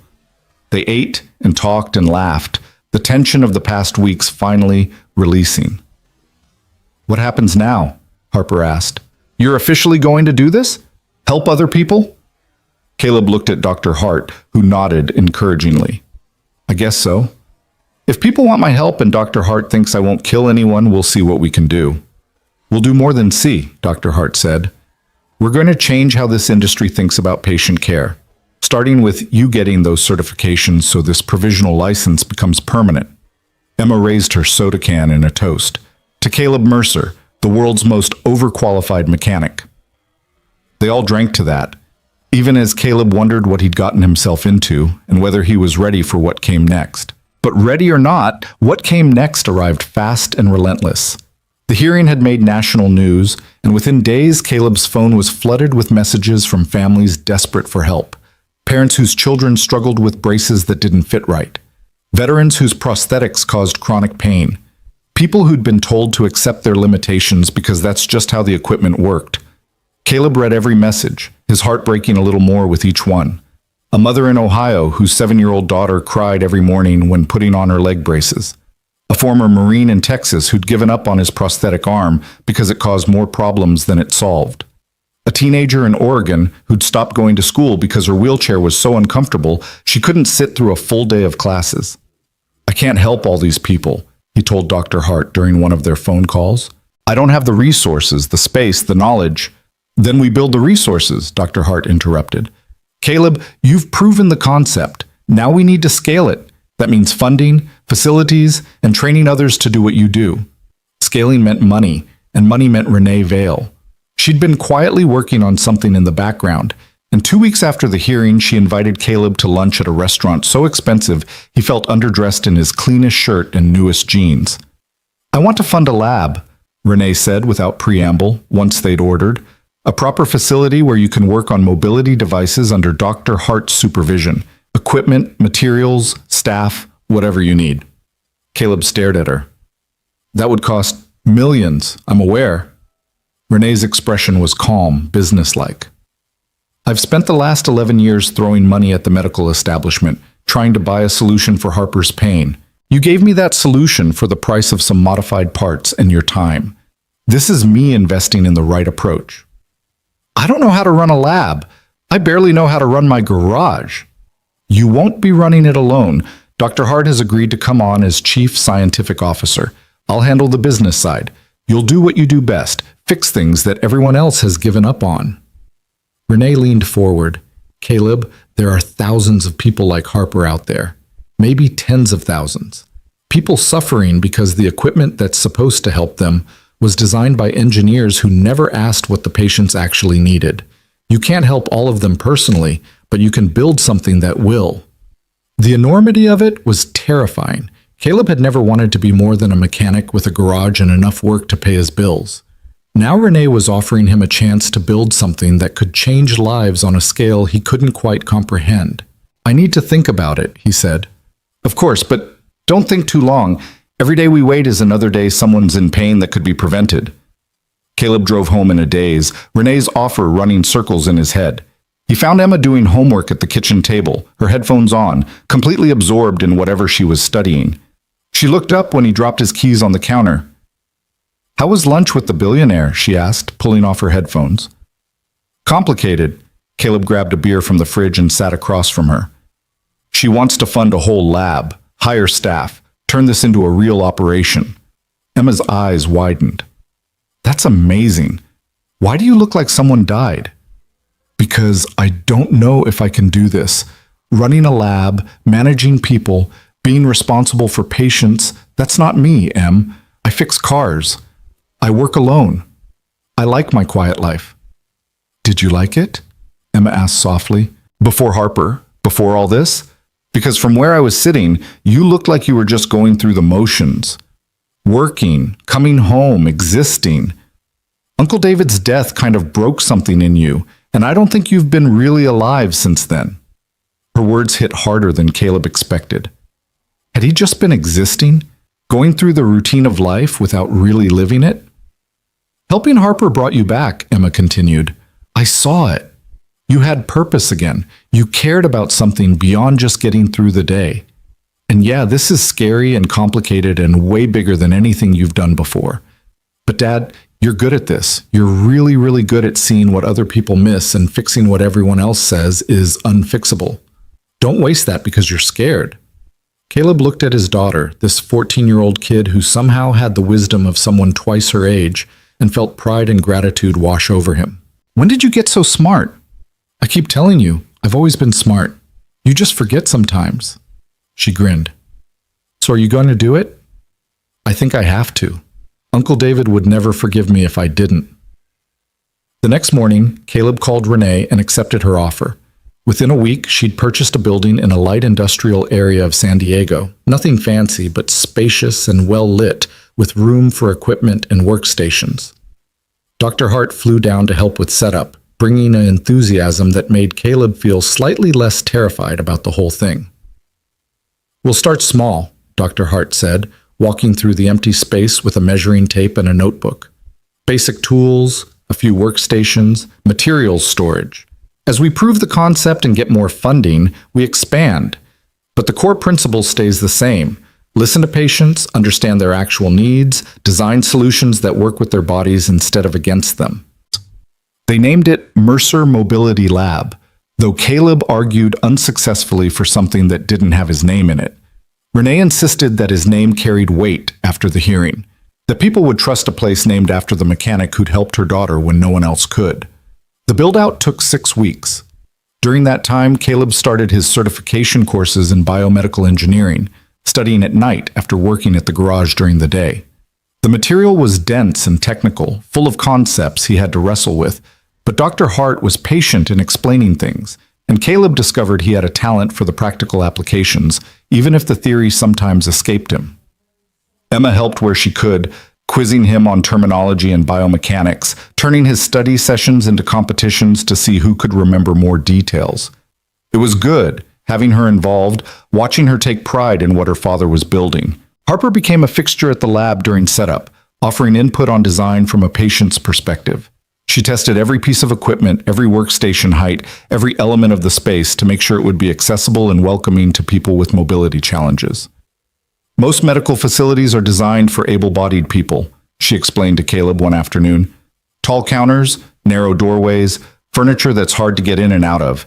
If we're going to help people, we need to make sure they feel comfortable here." Her insights were invaluable, catching things Caleb and Dr. Hart would never have considered. The result was a space that felt less like a medical facility and more like a workshop, functional and welcoming, with natural light and comfortable seating and an overall atmosphere that said, "You're safe here." The first official patient arrived 3 days after the lab opened. Marcus Chen was a 12-year-old boy with cerebral palsy, his leg braces causing pain similar to what Harper had experienced. His mother had driven 6 hours from Los Angeles after seeing Harper's story on the news. The doctors say the pain is normal, Mrs. Chen explained, her hand on her son's shoulder. They say he needs to strengthen his muscles, that he's not trying hard enough. But I watch him struggle every day, and I know something's wrong. Caleb examined Marcus's braces using the same methodical approach he'd used with Harper. The problems were different. Marcus's braces were too rigid, not allowing for the natural variation in his movements, forcing his body into positions it couldn't comfortably maintain. But the underlying issue was the same: equipment designed for a theoretical patient rather than the actual human wearing it. I think we can help, Caleb said, but it's going to take some time. I'll need to take detailed measurements, understand how Marcus moves, figure out what adjustments will work best for him specifically. The relief on Mrs. Chen's face was almost painful to witness. How much will it cost? We don't have a lot of money. Nothing, Renee said, appearing from the office area. She'd been working there most mornings, handling the administrative side of the operation. The lab is funded. We're not here to make money off people's pain.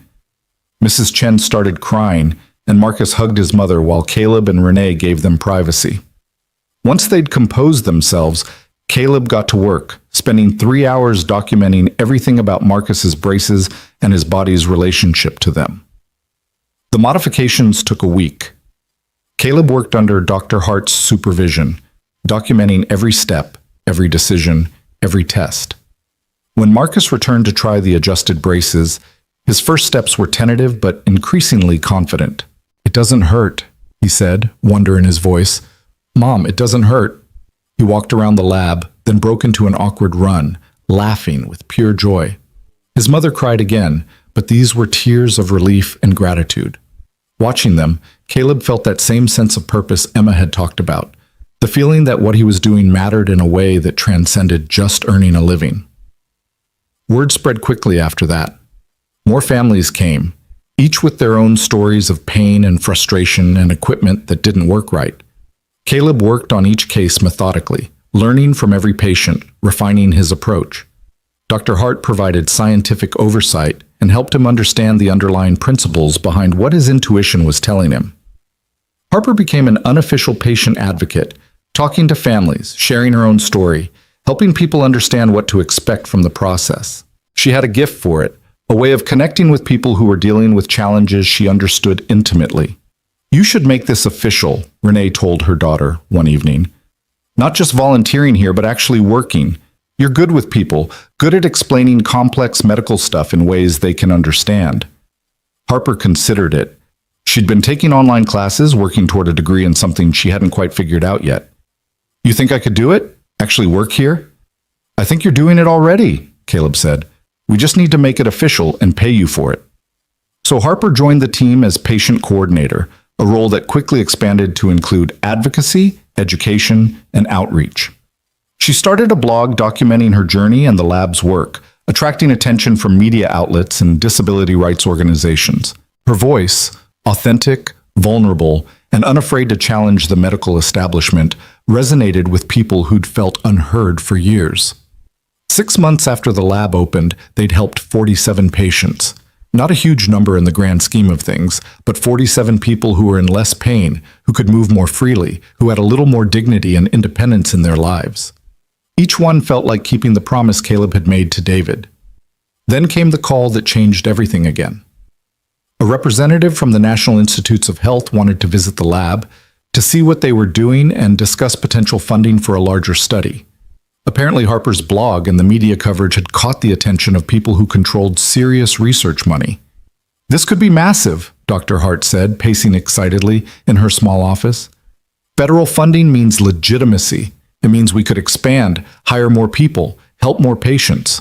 It means we could actually change how the industry approaches mobility devices. But it also meant scrutiny. The NIH didn't hand out grants to operations that couldn't prove rigorous methodology and reproducible results. They'd need documentation, data, protocols, all the things Caleb had been learning but wasn't entirely comfortable with yet. The NIH representatives arrived on a Tuesday morning, 3 people in business casual, carrying tablets and notebooks, looking around the lab with expressions Caleb couldn't quite read. They interviewed him, Dr. Hart, and Harper. They examined case files, reviewed modifications, asked pointed questions about safety protocols and outcome measurements. After 4 hours, the lead representative, Dr. Patricia Flores, sat down with the core team. I'll be honest, this is unusual. We don't typically fund operations run by someone without traditional credentials, but your outcomes are undeniable. The patient satisfaction data is extraordinary. And Dr. Hart's involvement gives us confidence in the scientific rigor. But, Caleb prompted, hearing the hesitation in her voice, but we need more documentation. Formal studies comparing your modified devices to standard equipment, peer-reviewed publications, evidence that this approach works consistently across different patient populations. Dr. Flores paused. If you can provide that, we're prepared to fund a 5-year study that could transform how mobility devices are designed and prescribed. The amount she mentioned made Caleb's head spin. It was enough to expand the lab significantly, hire additional staff, help hundreds or even thousands of people, but it also meant committing to the academic side of things, the research, the publications, the bureaucracy that Caleb had spent his whole life avoiding. Can we have some time to discuss it? Dr. Hart asked. Of course, take a week, talk it over. But understand, this opportunity won't come around again. The NIH is interested now because you're novel and getting attention. That window will close eventually. After they left, Caleb sat in his office, a small room that still felt too official for someone who'd spent his career in a garage, and tried to process what had just happened. Emma stopped by after school, finding him staring at spreadsheets he didn't entirely understand. Heavy thoughts? She asked, dropping her backpack. Life-changing thoughts. The NIH wants to fund us, like serious money, enough to really build something significant. That's amazing. Why do you look so worried? Because it means going all in on this. No more garage work. No more just being a mechanic who helps people on the side. This would be my whole life. Caleb rubbed his face. What if I'm not smart enough? What if I can't handle the academic stuff, the research protocols, all the things that come with federal funding? Emma sat on the edge of his desk. Dad, you've been not smart enough your whole life according to the system. No college degree, no formal training, just a guy who fixes things. And somehow you figured out what teams of doctors and engineers couldn't. Maybe intelligence isn't about degrees and credentials. Maybe it's about actually paying attention to what matters. Her faith in him was humbling and terrifying in equal measure. Your mom would know what to do. She was always better at the big decisions. Mom would tell you to stop doubting yourself and do the thing that scares you, because that's usually the thing worth doing. Emma smiled. She'd also remind you that you don't have to do this alone. You've got Dr. Hart, Renee, Harper, and me. We're a team. Let us help carry the weight. The decision was made that evening. They would accept the NIH funding, commit to the formal studies, and build something that could actually change the industry. It was terrifying and exciting and felt like standing at the edge of something enormous. The next year was a blur of growth and challenge. The lab expanded into adjacent space, adding workstations and equipment. They hired 3 additional technicians, all of them trained by Dr. Hart and Caleb in the patient-centered approach that had become their signature. They brought on a full-time researcher to handle data collection and analysis for the NIH study. Harper's role grew too. She started speaking at conferences, sharing her story, and advocating for patient-centered design in medical devices. Her blog attracted tens of thousands of followers, people who found hope in her journey and the lab's mission. She became the face of the movement in a way that made Caleb deeply uncomfortable with his own growing public profile, but immensely proud of her courage. The research results started coming in after 6 months, and they were even better than Caleb had hoped. Patients using modified devices showed significant improvements in pain levels, mobility, and quality of life compared to those using standard equipment. The modifications were safe, effective, and reproducible when done following the protocols they'd developed. Dr. Hart published the preliminary findings in a major medical journal, with Caleb listed as co-author despite his protests that he hadn't really written anything. The paper sparked intense discussion in the medical device community, some celebrating the innovation, others criticizing the methodology, or questioning whether mechanics should be involved in medical care at all. But the patients kept coming. Word of mouth brought people from across the country, families who'd exhausted other options and were desperate for help. The lab couldn't accommodate everyone, But they documented their methods carefully, trained other facilities in their approach, and slowly built a network of providers who understood that listening to patients was just as important as engineering expertise. Emma graduated from middle school and started high school, already talking about studying biomedical engineering in college. She'd found her calling watching her father work, seeing the impact of combining technical skill with human empathy. Caleb couldn't have been more proud. On the one-year anniversary of the lab's opening, they held a small celebration. Current and former patients came, along with their families, creating a room full of people who represented lives changed by the simple act of listening and caring. Marcus was there, running around with other kids, his braces barely noticeable. A veteran named James who'd regained use of his prosthetic arm after years of it sitting unused in a closet. A young woman named Sophia, who'd gone back to college after modified braces, finally let her navigate campus without constant pain. And Harper, of course. She stood to speak, her mother beside her, both of them looking at Caleb with expressions of gratitude and affection that made him deeply uncomfortable and deeply grateful simultaneously. A year ago, I walked into a garage in pain, Harper began. I'd been in pain for so long I'd almost forgotten what it felt like to not hurt. Caleb looked at me, really looked at me, and saw something everyone else had missed. He saw that my pain wasn't inevitable. It was fixable. She paused, collecting herself. But what we've built here is about more than fixing braces or prosthetics. It's about fixing a system that forgot to put patients first. It's about proving that expertise isn't just about credentials. It's about caring enough to really understand someone's experience and brave enough to challenge conventional wisdom when it's causing harm. Harper looked directly at Caleb. You gave me my life back, but more than that, you gave me purpose.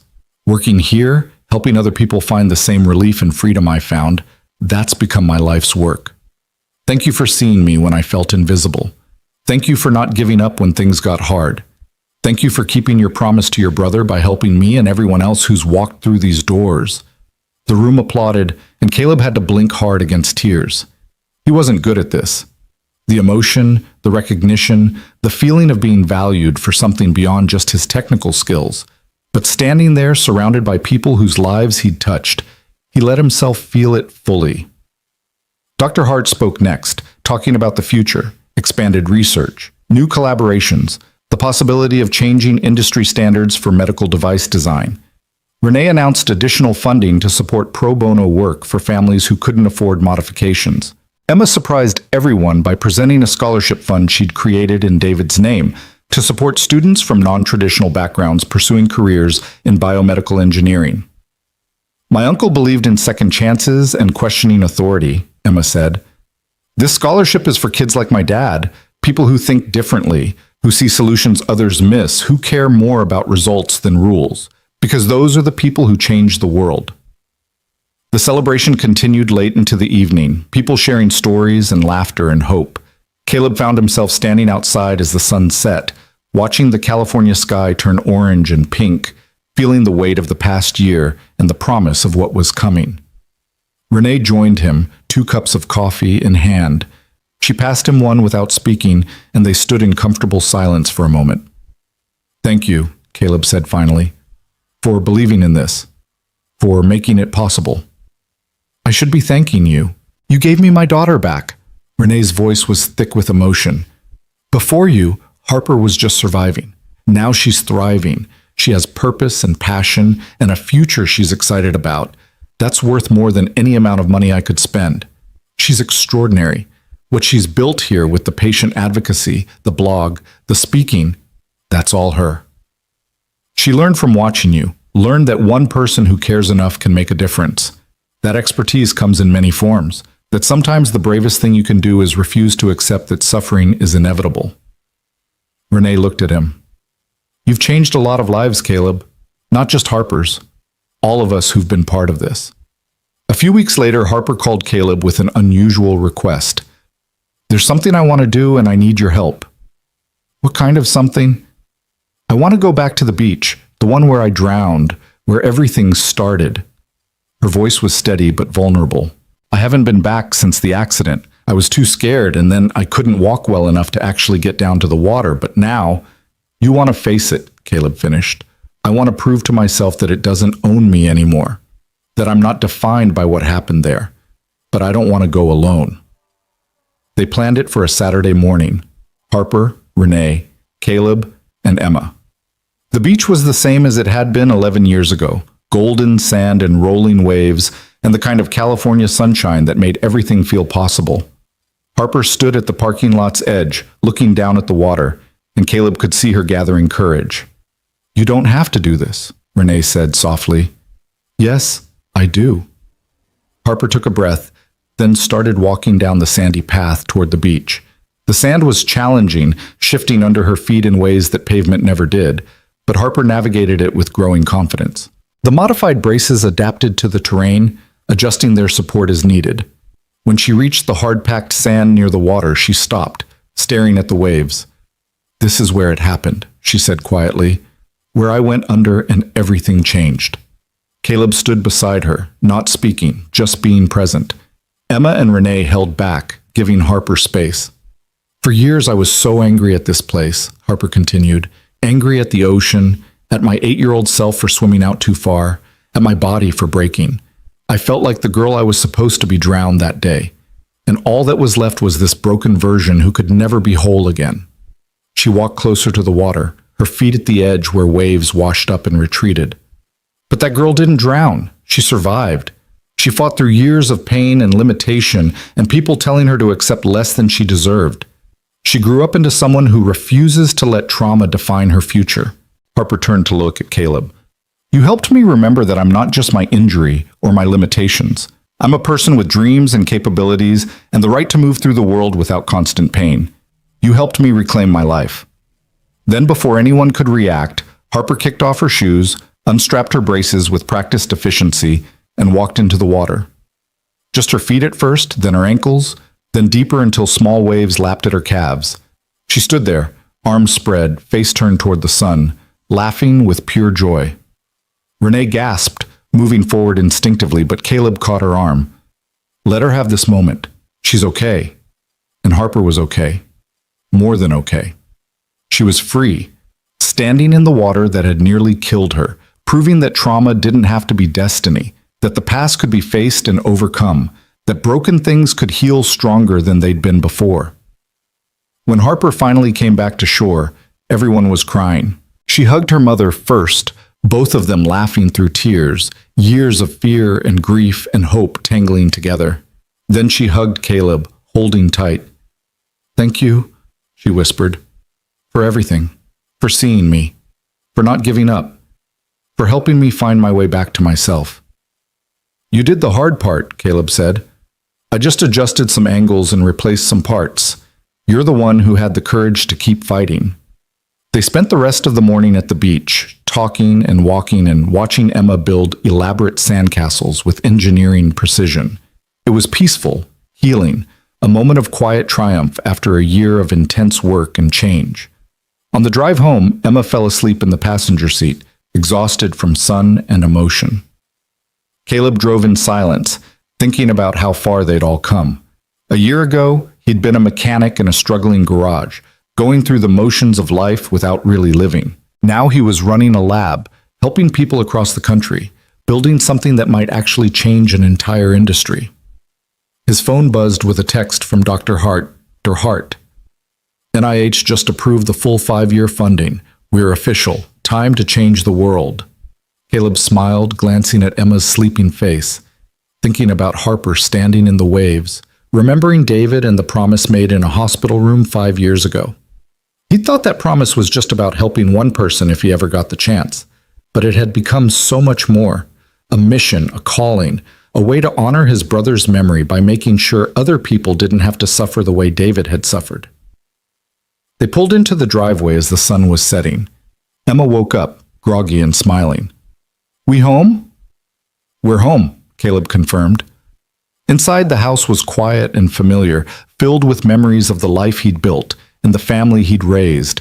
But it felt different now too, fuller somehow, expanded by the new purpose he'd found and the people who'd become part of his extended family through the lab. His phone buzzed again. This time it was Harper. Thank you for today, for everything. You didn't just fix my braces, You helped me fix my life. That beach used to represent the worst day of my existence. Now it represents freedom. That's the gift you gave me." Caleb read the message twice, feeling the weight of gratitude and responsibility and hope. He'd set out to keep a promise to a dead brother.